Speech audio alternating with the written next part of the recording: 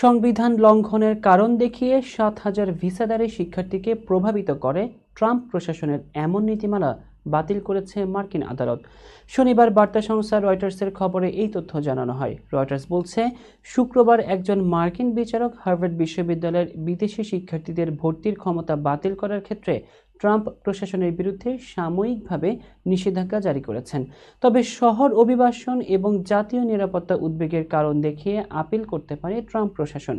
এই আদেশের ফলে হাজার হাজার আন্তর্জাতিক শিক্ষার্থীকে সাময়িক স্বস্তি প্রদান করল, যাদের একটি সিদ্ধান্তের কারণে যুক্তরাষ্ট্রে পড়ার স্বপ্ন ভঙ্গ হতে চলেছিল।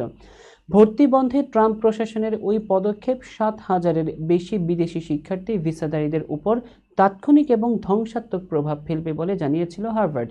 আদালতে মামলা দায়েরের সময় অভিযোগে ৩৮৯ বছর বয়সী প্রতিষ্ঠানটি জানায়, আন্তর্জাতিক ছাত্র ছাড়া হার্ভার্ড নয়। হার্ভার্ড তার বর্তমান শিক্ষাবর্ষে প্রায় ৬,৮০০ আন্তর্জাতিক ছাত্রকে ভর্তি করেছে, যা মোট ভর্তির ২৭%।